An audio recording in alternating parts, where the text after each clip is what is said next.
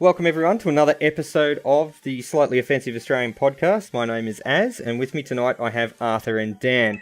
We thought we might have a bit of a chat about piracy, streaming services, and where everything is sort of sitting now in the world of digital distribution. So I've got the guys here with me, and we're going to have a bit of a chat about all sorts of piracy. Unfortunately, it won't be about the type with parrots and rum. If you want that, then you will have to wait for another episode. I'm sure we'll do something on pirates soon.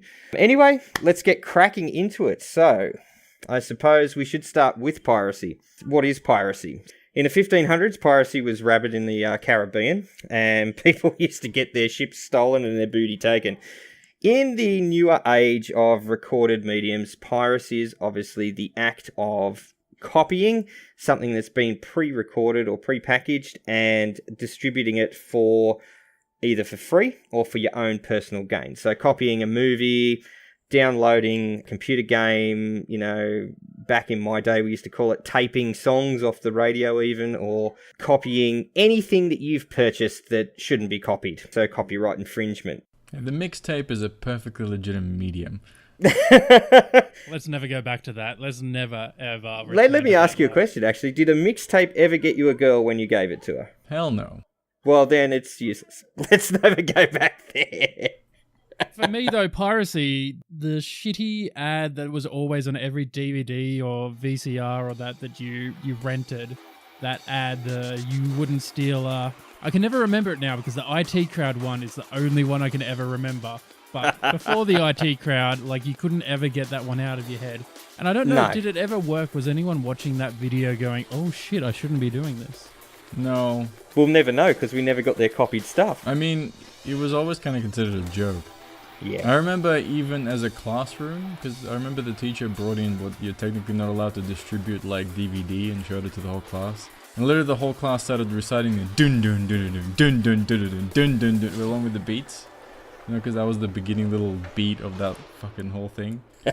No one ever took it seriously, even people of relative authority in my experience. So I don't think anyone ever perceived that to have a legitimate consequence. Do you reckon the company that made it was sitting there going, fuck yeah, this is going to work? No, because the whole point of it is not as... The idea of it is really like a propaganda piece, and to say that this particular version is real. Because the point is that if you got a pirated version, it didn't have all that stuff, which is with a joke, because the pirated version was always cleaner and nicer and more customer friendly than the official commercial version. Yeah, but when I pirated stuff back in the day, I always took care to pirate that little bit at the start. Oh, so you didn't purposely keep it in? I purposely kept it in, yeah. When I used to rent a video from Blockbuster or Video Easy, if anyone remembers what they are, and tape it, then I'm not talking about a DVD, I'm talking about VHS. And, you'd have two VHS machines and you'd have them connected with a tangle of wires and you'd copy the movie, And I'd always leave that bit in there because I thought that was the height of irony. Here's a pirated movie with this slogan. And what a slogan it was. Dan, you can't remember it. Arthur, do you remember what it was? Fuck, I actually don't. I just remember the beat of the song. Okay. I'll just jump in there. So it was actually created by a federation against copyright theft. That was a thing, a federation against copyright theft. It was in cooperation with the Intellectual Property Office of Singapore, of all places, back in 2004, according to this. Wow. So it appeared on commercial DVDs. It was either skippable or unskippable. I think they eventually worked out a way to stop you from skipping that on DVDs. And it shows a man committing theft of various objects and compares these crimes with the unauthorized duplication and distribution of copyrighted materials such as film. And what was the slogan, Dan? Come on. Drowsy drivers die. I've actually got the whole plot here, just for our audience. So in the starting, the viewer can see a girl who is going to download a movie illegally onto her computer. Or, you get the option, a group whose members are going to choose a pirated movie from the supply of an illegal street vendor. After that sentence, the "you wouldn't steal a car" appears on the screen. The name of the PSA comes from here. And after that, a man getting into a vehicle is visible. The next scene, we've then got the viewer can read the text, "You wouldn't steal a handbag," or "You wouldn't steal a purse." And you see the same man taking a purse, which is hanging from the back of a chair. "You wouldn't shoot a policeman." See, it's the IT crowd. You can't get that out of your head. Once you've seen that, it's just the thing. I'm thinking there's one that predated that, though, because I There remember is, watching these yeah. in high school, and they weren't... Because that one was the new one, but there was a different one that was used back then. Well, I was just thinking 2004 is pretty recent, so there might Yeah, be... I mean, I was already done with high school. But I remember, like, this was, like, early DVD era, so this would have been, like, late 90s. Well, the Federation Against Copyright Theft started in 1983. And they've been responsible for other anti-piracy and anti-duplication messages, not only that you wouldn't download a car or you wouldn't steal a car one, which is obviously the one that everyone remembers because of its patent ridiculousness. But there was other ones, and there was back in the 80s when I was growing up. Yes, there was an 80s back then, kids. We had a lot of Commodore 64s, Amigas, Atari computers, things like that used the old floppy disks, and they were really easy to copy. So there was massive anti-piracy stuff around there, and they had mascots, and they had, shock tactics, and a lot of games came with lots of different copy protection and stuff. So they've been around, and they've been sort of flitting around the background for many, many years. But obviously what we're talking about right now is you wouldn't steal a car PSA or thing that used to be on the front of most videos and DVDs. Look, let me pose a question to you guys. If you could download a car, would you? What would I do with a downloaded car? Drive it? Show everyone it on my phone, or...? Well, I don't know. I mean, obviously putting aside the logistical factors of how do you get a car down a phone line, but if you could download a car, would you download a car? If you could pirate a car, like if you're on a Corolla budget, but you want a Aston Martin or a Mercedes or something, would you download a pirated Mercedes? I wouldn't, because, like, you think about the cops these days, they've got digital scanning. As soon as they scan a number plate, as soon as they scan anything, they're instantly looking at a million different details telling them, is this car hot? Has it been modified in some way or something like that? Was it an illegal download? Yeah, well, that's it. I'm sure they've probably already got that statistic on there. I'd be like, it'd be fun. Like, imagine, if you had a farm or if you had a place in the middle of nowhere where you could just drive it safely without having to worry about road rules and all that kind of stuff, then 100% you'd download a million cars if you had physical copies, obviously. Well, realistically, if you could do that, they would have already commercialized that practice and probably created laws about how you can and can't drive it, or whether how you can actually manufacture it legally and safely. Come on. If that technology was possible at this point, particularly now, because we've sort of shifted away from the Metallica Sue Napster era, I think the reality is that even the big fucking media companies are aware that digital future and all that, they are probably working the technology to do it legally now and patent it. Well, the reason I ask is because, of course, if it's on the internet, someone's done it. So a couple of years ago, a guy by the name of Ivan Sench actually did download a car. Well, when I say download a car, he downloaded a wireframe model of an Aston Martin DB4, and he bought himself a $500 3D printer, and he's been printing it 2-inch by 2-inch segment ever since. Christ, that's... that guy's got patience, like... Yeah. So I mean, he's cheated a little bit. He's going to stick the body, which he's downloading, and the interior and everything, over the frame and engine of just a normal old legitimate Nissan that he's got. He puts the printer on before he goes to work, and then last thing at night before he goes to bed. And at last count, he had about 2,500 parts of the car's body done at about 72% completion, and he kind of dropped off the radar after that. So I'm wondering if the download police did catch up with him. But this guy, he was set a challenge by movies and what was it called? The Digital Rights Management Squad. And they basically said you wouldn't download a car. So he went, no, fuck you, I did. And he's slowly building a car. I'm really hoping he just builds one over a Holden Barina, It's like he only got the Aston. He couldn't get the Martin part, so he's got an Aston. That's all he's got managed. Or that what was that movie where the car snaps in half and they drive half of it and the other half? Anyway, I'm getting a bit off topic there, but wanted to really sort of move into something I think everyone was familiar with, which is you wouldn't download a car thing, and there's a bit of a primer into piracy, but... Do we trust 3D printing enough that we would go into a car? Like, would you drive something that was 100% 3D printed? Oh, hell no. Not a chance. I've been to the conventions where they're like, look at what we can do. This is a thing. And you're looking at it going, that's nothing like what you said. No, but it's still early stages. Like, they can't even, like, mimic, miniatures yet. To make them like equivalent to like standard old plastic. That's what I'm saying is, would you trust it? Like, it's not now, but I mean it's still early stages of the tech. So presumably at some point they will be able to not just print plastics, well, print metals and print like once you can print something complex enough to function. I mean, like the Lego car thing is an example. If like Lego has pretty advanced little like doodads and things that can actually make moving parts. It's not really that far removed from a functional car. Give it enough time, and you totally will be able to. That Lego car is pretty cool. That the fact that they built 99% of a car out of solely just Lego parts, like yeah.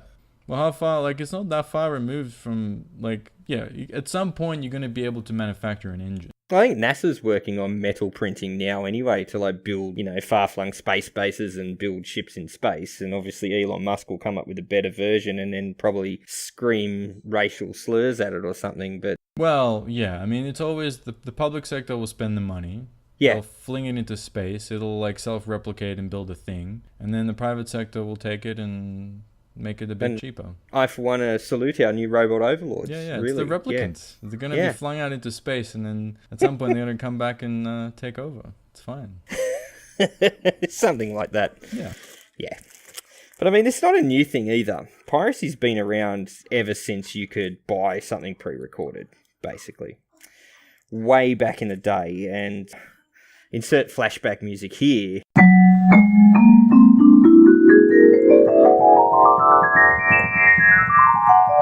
You guys know what a reel-to-reel machine is. Yes. Okay. Dan?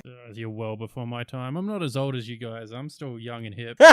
Okay. You go back to your Fortnites and your battle royales, and I'll tell everyone else what a reel-to-reel machine is. So obviously, everyone's probably seen older movies or TV shows or the retro themed sort of science fiction-y things with those big machines with the two reels on them, and they've got a bit of tape and they spin, and they look really funky, but they're really, really old. So they're basically like a massive cassette. And when they first hit the scene, way back when, it was the death knell of vinyl and recorded music, and everyone said, everyone's just going to buy a reel-to-reel machine and copy everything, and then there'll be no music industry, and you're going to kill it. Which is an argument we've heard a few times, in at least our lifetimes as well. And then the music companies embraced the reel-to-reel machine. You could actually buy pre-recorded reel. And we moved on to newer technology, cassettes. And, further into the future, we had the compact disc, the DVDs, which started out as a purely pre-recorded medium. And then as prices and technology got better, you could buy burners, you could buy tape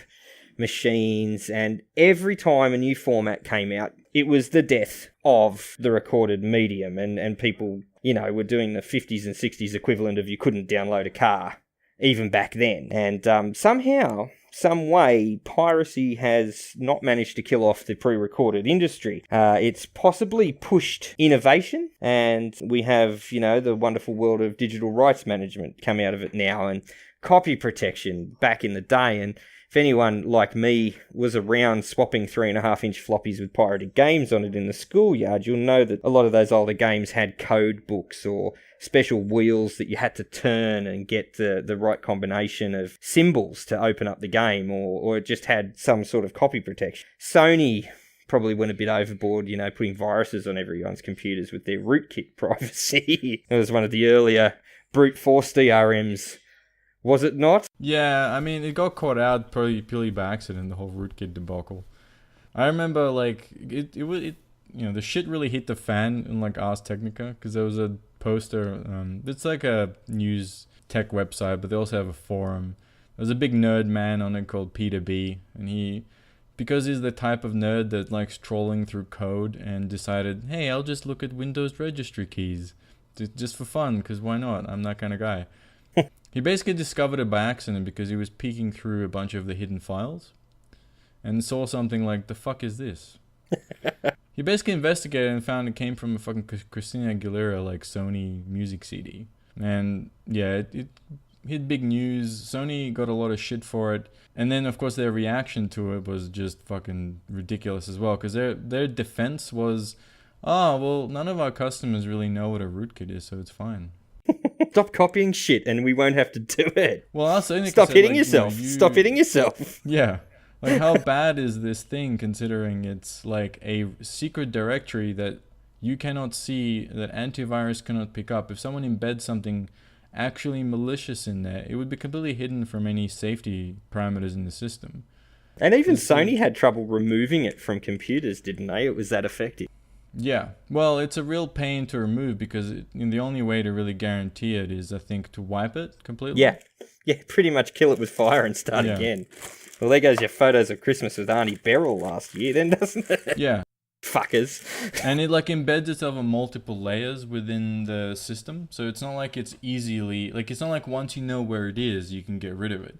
Because you're not actually guaranteeing you're grabbing all of it. And that was the early days of DRM when they were still experimenting with these really harsh ones. And, oh man, there were some real bad ones. One thing I would like to bring up in terms of piracy and obviously how bad it is and people trying to stop it. On the flip side, I remember, we're going back a few years, but there was an article on, it was either a game or a movie, and it was made by like one person. Like nobody had heard of this or whatever, but it ended up on a torrent site and became like really highly torrented to the point that it actually became well known because everyone's like, oh, I torrented this, like here's this thing, and it actually became like quite successful in that because someone put it up for torrenting and then everyone just was like, oh, I don't know what this is, grabbed it, and then it spread via word of mouth as a result. Yeah, and I've heard a lot of people justify piracy as well, going, well, I just wanted to try it, and if it's any good, I'll buy it after I pirate. I find that a fairly weak argument. You know, a lot of people won't go out and buy it. They'll say that to make themselves feel better. And I was included in that years ago. And it sort of brings me, I guess, into the next thing I want to talk about which is we are talking about DRM and copy protection and all of that sort of stuff and the ways that, you know, companies have tried to prevent unauthorized copying of their material with copy protection. And then, you know, a couple of years ago, it was the rise of the streaming service where you could rent your media. So, you know, your Netflixes, Apple Music, Spotify, all of that sort of thing. Do you think that was another reaction from those circles to sort of say, well, if you can't beat them, join them? And I mean, you say a couple of years ago, but like in America, it's been around for a while. A couple of years ago in Australia. Yeah, in Australia, obviously, because we didn't have the fast enough internet to do much. We still don't. Well, you know, if you mention games as an example, not just like Netflix and things like Spotify is obviously related to relatively passive media. But I remember ages and ages ago, you know, Gabe Newell, like the dude that owns Valve, did an interview about piracy, and he basically complained. Well, no, he didn't complain. He specifically said that in his opinion, piracy was a service issue, and that people that pirate are not pirating because they lack the funds to purchase the things. It's mostly because the pirates offer them a better service, how they want it, when they want it, so that's what they do. And his objective was to build a service that can function better than the pirate. That's the main thing. And I think that's the whole point. It's Netflix, that's what I'm Spotify, getting at. All that shit.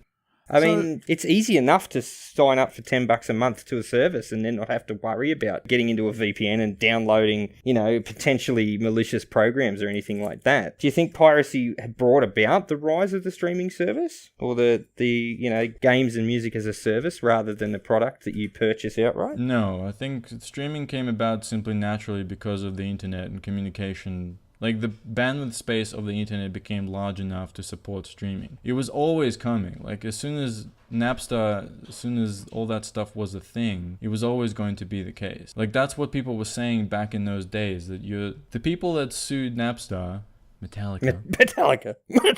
But basically anyone that was opposed to this changeover were really just... but the argument is that these are just lumbering dinosaurs that are desperate to hold on to what little income they have. Yep. And sooner or later, they're either going to adapt or die. The hope is, I think, that life will just punish them and they will die. It's a very dark worldview. That's what I hope. I mean, fuck you. Like, you prevented this thing from taking off the ground. It's not just the Sonys of the world. We know for a fact there's worse out there. Foxtel! Yeah, Sorry, I'm just clearing my throat. Yeah, absolutely. You know, the old lumbering dinosaurs. They're still around. We're still waiting for them to die. When they do, there'll be a bit more hope, and that's okay. I'm happy to support the more nefarious side for the benefit of, you know, easing the passing of these people, you know, because they're sick and you know, we need to, like, euthanasia. I support euthanasia. So let us get rid of them now when they still have healthy lives. Okay. I might rein you back in there, Arthur, because that was getting a little bit off topic. There's people out there who are just now super depressed after listening to Arthur for like a 2-minute period. Can I just actually say one thing? You totally forgot. You skipped the era of the Sony mini disc. I mean, how could you have? The what? The Sony mini disc. It was a great format, and it died way too early. R.I.P. mini disc. HD DVD. Actually, no. one thing I do remember, have you ever stumbled on someone's like old cassette, like going back to VHS, like stumbled on someone's old VHS taped from like free TV, where they have the ads. little bit of, no, it's not just without the ads, but where they have the little bit of plastic tape over the little hole that's supposed to prevent you from like copying. Yeah, it was a simpler time back then when a little plastic nub could stop people from copying things. But it still didn't. No, not at all. But Dan, you had something there before Arthur depressed everyone? Oh, yeah. I'm going to have a nap after that. But no, I was going to say with the piracy and causing it, I don't think it caused it, but it probably opened up the conversation because I feel like there was companies out there trying to work out what was the best way to approach the subject matter as a result of what people were doing. Mm-hmm. So I don't think it was like a causal, if we do this, it stops this or anything like that. But I've got a feeling that the idea came about through all that kind of brainstorming and that. And yeah, the internet is definitely a huge part of that. I mean, it's pushing us to whole new levels, and there's still people thinking 10, 20 years in the future as to what's going to come out and making that happen already. Yeah. But I feel like piracy, it opened up that conversation. Steam started out pretty small. It was just the Valve-specific games. And then they started branching out, which is what Blizzard's doing now. They're a bit behind the times, but Blizzard are doing that kind of thing as well now with Black Ops and all that kind of stuff added to their portfolio. But when Steam hit its rise, it came about because they started offering games for a lot cheaper. And we're talking about having games normally for in Australia, $100. America, you're probably looking at $50, $60 or that for it. But when they came out, they had the games a lot cheaper than $100. And not just that, when they had a sale for $10 or $20, you would get a large amount of games. And I still remember some of the big sales, you know, like the THQ sales and all that kind of stuff. And you'd pay like $20, $30 and you'd get their entire catalog of game. It was an amazing amount of games for that value. And it was at a time where everywhere else was charging a lot more. Back in high school and that, obviously not having a job, that kind of thing, I was part of that pirating kind of industry where all my friends pirated games because we couldn't afford it. We just couldn't. $100 for it. If someone did buy a game, everyone borrowed it because that was the only way that people could really justify, you know, getting their hands on it. But everyone was pirating. When Steam came about, for me personally, that flipped it because I could suddenly afford, even when I wasn't working, I still had a couple of dollars left over, and the odds of finding a $5 or $10 game that you wanted to play was quite high on Steam at the time. So my Steam catalog at the time, I ended up spending like probably a couple of $1,000s over many years just buying lots of packs and getting all the sales. But I also went back and bought a lot of the games that in the past I had pirated because I did have that privilege of playing these games and I enjoyed them. So if I enjoyed them, I wanted to give a bit of money and make sure that the sales were noted that I did enjoy it. And then I'd had that game, you know, legally forever. Yeah. So, I mean, Steam now it's becoming back up because it's taken over the market. We're talking that its prices are now going back up, and I don't know if that's, you know, increasing the piracy of games once more. Consoles, you know, that they've never really been that kind of medium.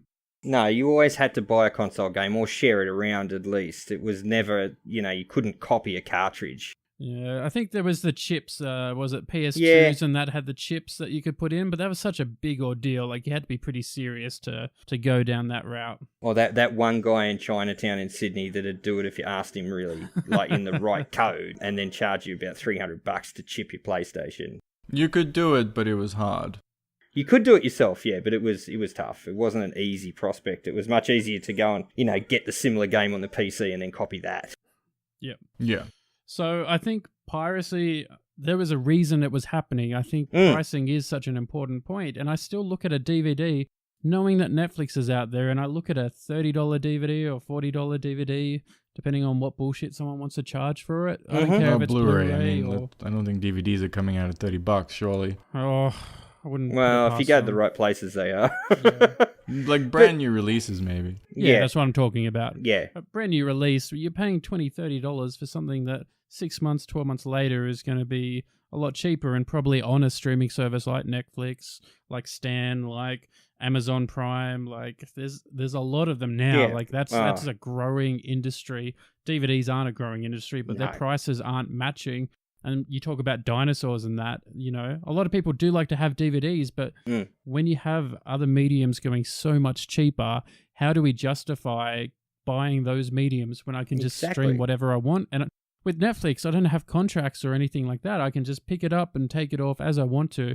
If I want to spend a month of watching movies and series and all that kind of stuff, I can do it, cancel my subscription for, $10? I got a million shows that I watch for a month, and then I can cancel it and not have to worry.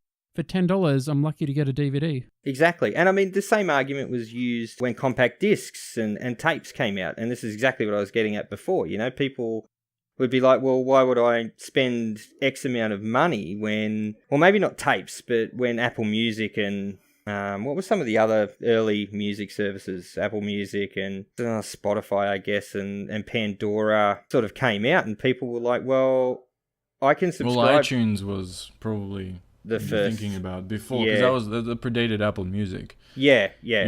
I remember I bought some stuff, like I think I bought a couple of albums on iTunes, but it wasn't as convenient, admittedly, as just downloading. Not in the early days. But Dan's right. Like, why would you spend $30 on one CD with, 10 tracks on it when I can spend, what's Apple Music worth these days? $15 a month and get, 30 million songs. There's like the argument of the death of the album. That's like everyone picked like individual songs that were hits. So yeah, I had to have that like super catchy song, and I won't listen to albums anymore. That's fine. Like you mentioned vinyls, but like, you gotta appreciate the power of the hipster. Yeah, there's always gonna be people revival that like look back into those love that nostalgic shit. It's not and look, I get it. Yeah. Like I still buy, original Nintendo and Sega and Atari games, but I have all of the ROMs on a retro player. There's a difference between collecting and actively wanting to use the old mediums. Yeah, well, I do both, because some of those older consoles don't work great anymore, and I don't want to lessen their lifespan by frivolously playing something on them when I can just easily load up my arcade machine and play it on there. And the worst I've got to worry about is, well, the electricity bill with all the lights and stuff that's on it. But other than that, I don't have to worry about, whether my Sega Saturn's CD-ROM drive's got, 5 or 10 more hours in it, which at this point I estimate it's got about 3 hours left in it. I think it's absolutely a convenience thing. Like, people will do... And the thing is, it's not like people aren't willing to pay. Like, the fact that there's a thing called Patreon shows that people will pay for the content that they think is valuable. Absolutely. It's not an issue of like, oh, this is my point. Like, it's a little bit of obviously overkill to talk about killing the dinosaurs in the way I was mentioning it. But the greater point is that it's an inevitable evolution. So you either catch up with the times, or you're trying to prolong your slow decline. It's not too dissimilar from like the guild system in the Middle Ages. These are old school systems. Like, the whole joke about the TPP that I mentioned, like the Trade-Pacific Partnership, they're trying to extend copyright for that reason. Yeah. That's why, for all the negatives that piracy has, like there's a certain, because that's how you get human like creativity. Innovation. Like, it's all based, innovation is based around copying other things and then improving on it. Well, you're exactly right, because there was one particular genre of film that really pushed the age of digital cameras and digital camcorders, and that was porn. Yeah. Because without porn, we'd probably still be getting our films developed down at, the chemist or the local Big W. The porn industry went, well, this is great. We can take photos of boobs and vagines all day now, and no one has to develop them. We just stick them on the computer, and the same with our videos. They're the ones at the forefront of 3D, and they're the ones at the forefront of VR, so I've been told.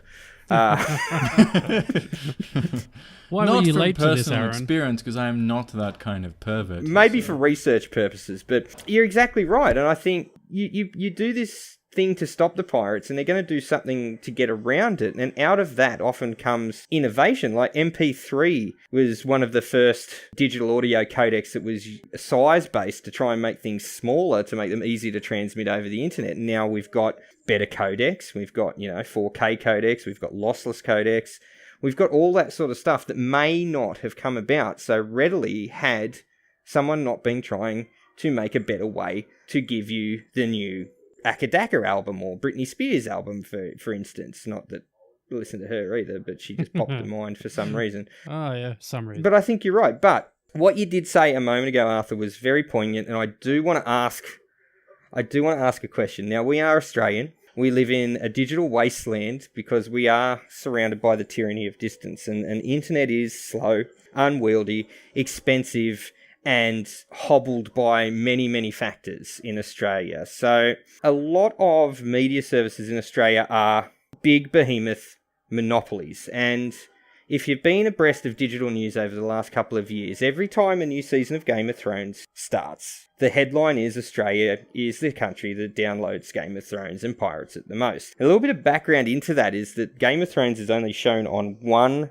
pay television or cable television company, and you have to pay in order of $40 to $50 a month to get one show, whereas in America and in other countries you can get HBO Now or Showtime Now, which is $10 odd a month to get that show. And for a long time as well, the company actually didn't really give you much quality. It was in standard definition, and then they charged extra on top if you wanted to watch it in high definition, while the rest of the world was slowly moving to 2 and 4K. We were still in standard definition unless you wanted to pay extra for it. Every time that story comes up, I chuckle to myself, because every time that story comes up, the inevitable argument comes back and says, it's a monopoly. Give us, the user, the option to pay for only what we're going to use, and the piracy rates in Australia would fall. Discuss. Yeah. Discuss. Discuss, bitches. One of the things that you're missing there is the whole court battle over blocking pirating sites solely because of Foxtel and Game of Thrones and that kind of thing. Mm-hmm. I feel like that's the key point of everything to do with Foxtel, is instead of, we talked about Steam and pricing and that kind of thing, Foxtel's reaction hasn't been to match prices or give you plans that you might be happy with. Instead, they made a legal battle, which they would have paid more for, which makes their product more expensive. So they went to the legal system to stop people from pirating rather than addressing the actual issue. Yeah, that's always been the problem. People have taken legal means. They've tried to hold on to their, ailing profit margins in the most negative way possible, which pisses everyone off as well. But had Foxtel gone, okay, so obviously there's a reason it's we're the most pirated country for that sort of content in Australia. What could it be? Oh, the fact that you're forcing someone to pay, and I think the show runs for what, 8? I think we've got 6 episodes left. No, but how many weeks did it run over? So, about 3 months? So, you're looking at a minimum spend of $150, $200 with installation if you want to get the damn thing put on, to watch 1 hour show, well, 40 minutes after the ads per week, which works out, about $3 a minute or something ridiculous. Yeah, no one's going to want to pay that. No. I mean, that's the reality. Not if that's all you want to watch. Exactly. Or you can pay the iron price, Game of Thrones reference, and you can download it. And 9 out of 10 people that have always been sort of surveyed after this sensationalist journalism comes up and goes, we're a nation of pirates, comes up, and people say, well, if I didn't have to pay $50 a month to watch one fucking show, I'd pay it. Make it reasonable. Make it $10 a month, and all I get is Game of Thrones. All I get is Game of Thrones and 3 other shows. I'll happily pay the money. Anti-consumer, anti-competitive pricing schedule. We're essentially getting punished because of complex fucking licensing deals between a bunch of dudes and their friend. And as a result, we have to pay however much money for fucking Game of Thrones. And we're supposed to fit the bill for that? And why would we want to do that? Fuck you. Let us decide how we want to fucking consume our content. That's how we've done it, though, for the past 20 years. Yeah. And Rupert Murdoch is like, well, we're not going to change anything. I'm making way too much money. I'm about to buy my 900th gold-plated Bentley. Why the fuck would I change it? Why would I allow the peasants to watch the one show that makes me all the money for $10 a month when I can rort them for $50 a month? Yeah. On the flip side of that, I mean, firstly, what Foxtel does, it's not like it's illegal or that. It's not illegal. It's morally bankrupt. It's probably wrong, but yeah, they're well within their rights and they do pay the money for it. Hmm. On the other side of that, if everyone was to jump against this and be like, all right, we're going to not take their services or that because it is too expensive, they wouldn't exist as a company because they bank themselves on mostly the sports and the live sports that they have exclusive licenses to, even though they lost to soccer. And then the exclusive shows such as Game of Thrones, Walking Dead, things like that. Those are the sole reasons that Foxtel as a company still exist. And that's because as a nation, we still choose to pay that price. but more and more, Well, we're people. not paying the I price. mean, I don't think... Yeah. I think it's a generational thing as well. A little bit. Well, Yeah. Game of Thrones is dead in a year, so... And I think Foxtel's revenue will take a hit in a year. I've been saying this. Once Game of Thrones, Walking Dead, Orange is the New Black... Orange is You the can New get that on Black is Netflix anyway. Netflix. Well, sorry, well, you know what I mean, though. All those hit shows, once they go off Foxtel, Foxtel's probably going to be reduced to a sports streaming company. Because no one wants to watch, ads. I remember when Foxtel, well, it was a company called Ozstar, back in the early 90s, came out and said, pay us and you can watch television without the ads. Now Foxtel's got more ads than free-to-air television. Every, 3 hours, the same thing repeats on all of the channels. All of the channels are the same, and it's shit. And yet they're charging more and more every year for it. That was the joke from The Simpsons they had back in like the 90s. Yeah. 600 channels of absolutely nothing. And I think Australia is one of the last sort of developed countries with this kind of media structure, simply because Rupert Murdoch has a stranglehold over it. The only person that ever gave Rupert Murdoch a run for his money was Kerry Packer, and unfortunately he's dead. You know, Kerry's gone, and his son has no ambitions about media. He wants to run casinos and be a Scientologist. That's fine. That's his business. But Kerry Packer is about the only one that would stand up to Rupert Murdoch. I mean, I could rant quite happily and extensively about the fact why Australia was also one of the last developed countries in the world to get Netflix. Yeah, but I mean, Netflix has been taking it to Foxtel. They've taken a huge portion of Absolutely, the Foxtel they have. But population. Foxtel made it so hard for them to get into Australia because they knew exactly what would happen. People would go, shit, there's no ads. I can watch what the fuck I want, when the fuck I want.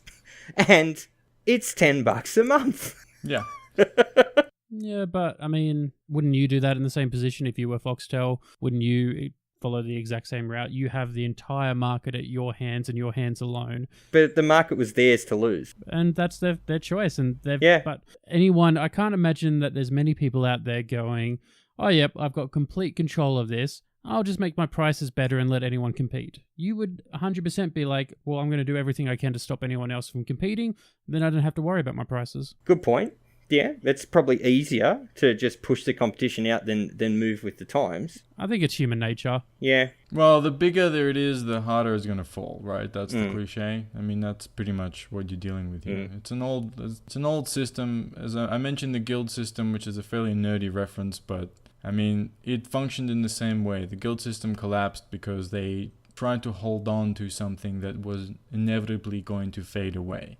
There was no holding on to it. It was just a matter of extending its like death spiral. Yeah, just sort of keeping it on life support for as long as possible. I can understand that maybe under the same circumstances you do the same thing. I don't know if that's really true. That's, I think, an argument that you couldn't really make because you're not dealing with a single person. Like, we're using Rupert Murdoch as a general, like, you know, lizard capitalist. We're not actually, I would not suggest seriously that he's the sole reason or sole responsibility of this. He certainly plays a part. But you're dealing with systems that are slow and lumbering and they're not going to instantly change overnight. Even if they could adapt, there may be practical reasons why they couldn't. There may be complex legal issues about, moving something like Foxtel to become a streaming service that can actually compete with Netflix. I don't know what the legal ramifications of that would be or how they would even make that change if they wanted to.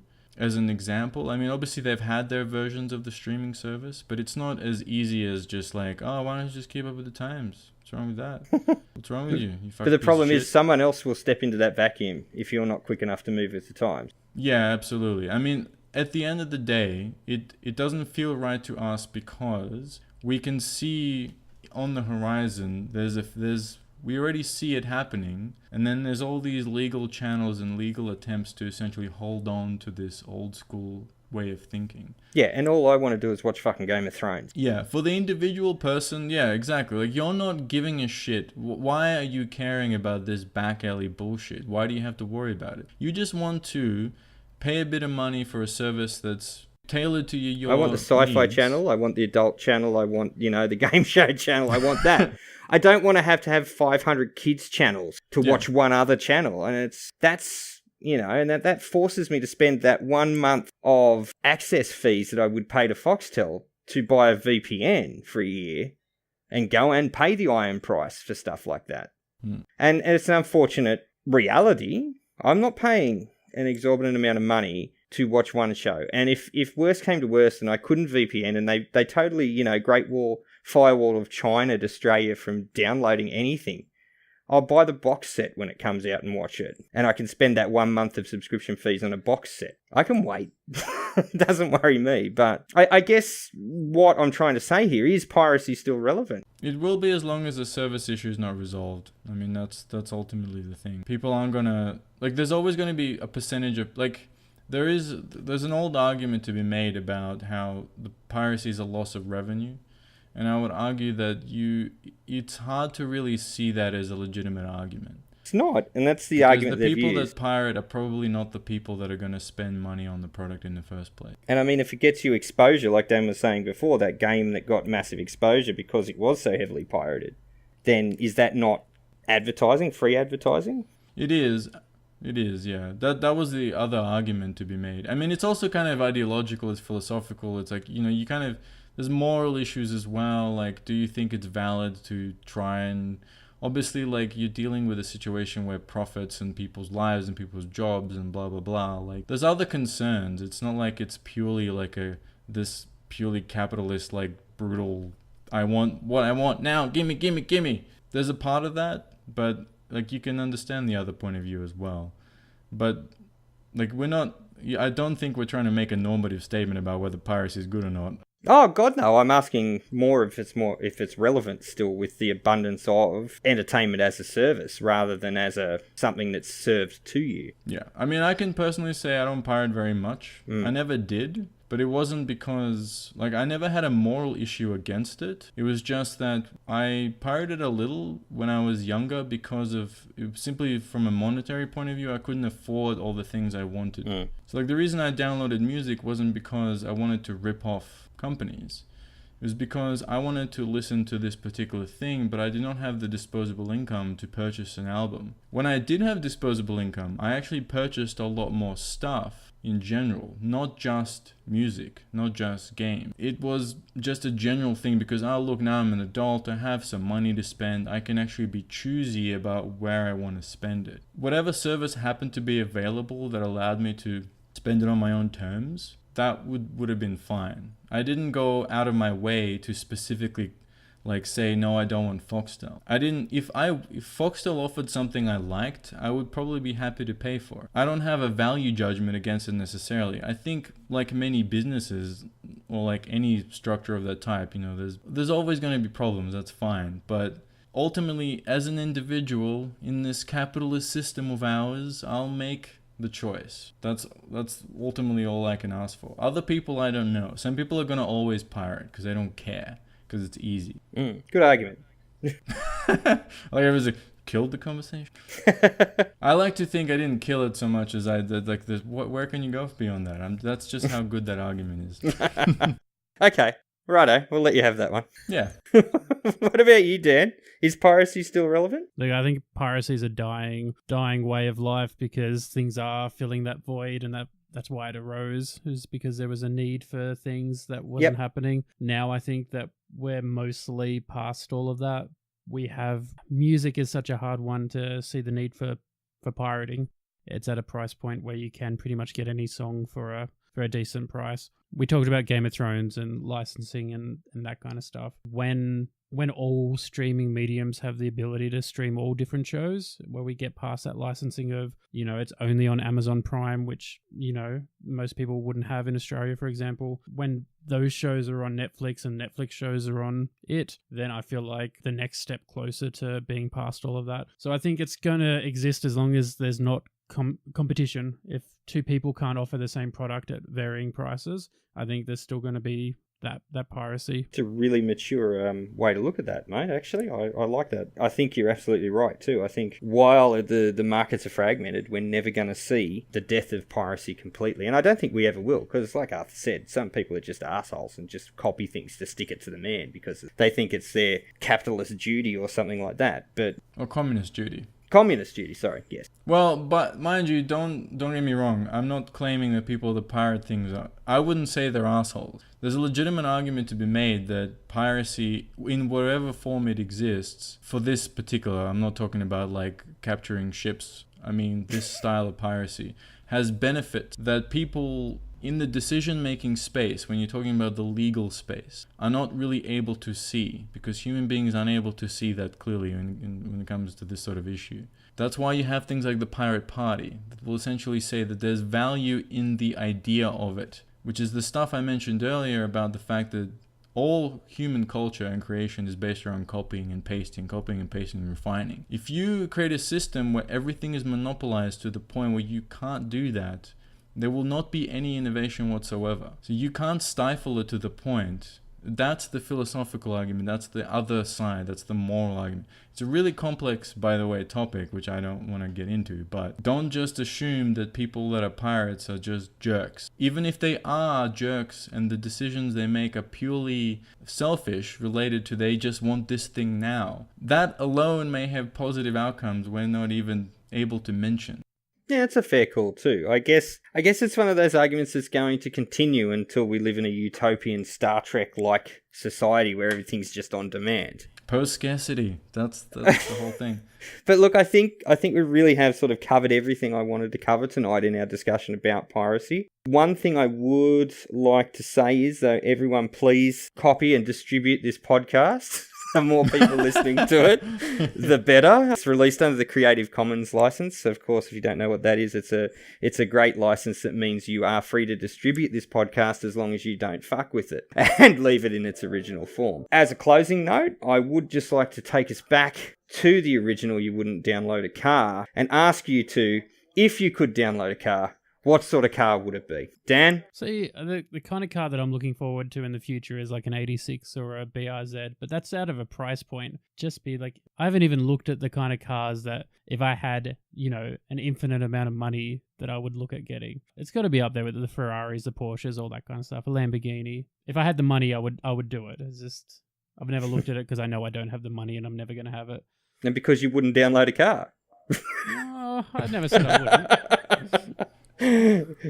Love it. What about you, Arthur? I would get like a 67 Shelby, but it's actually a Toyota Prius underneath. You're dead to me now. You know that, right? Well, I don't want to pay the insane fuel inefficiency cost of an actual classic car. But you want the performance and the ability to cloud the neighbourhood full of leaded fuel smoke and stuff, don't you? That's half the experience. Yeah. Anyway. Poison environment. I think you're both thinking too small. I'd probably download the space shuttle or something epic like that. But that's not a car. It's a vehicle. You can download the thing that brings the plane to the, that big thing that... Yeah, it goes at half a mile an hour.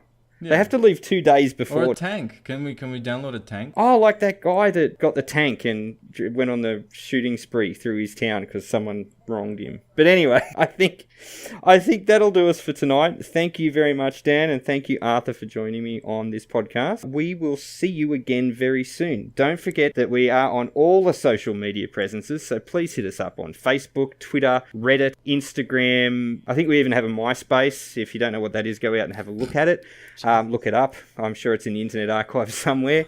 And thank you so much for listening. We will speak to you again very, very soon. Copy and download the fuck out of it.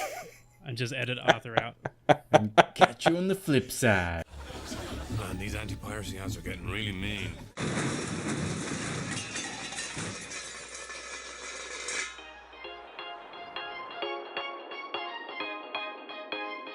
You have been listening to the S.O.A.P podcast.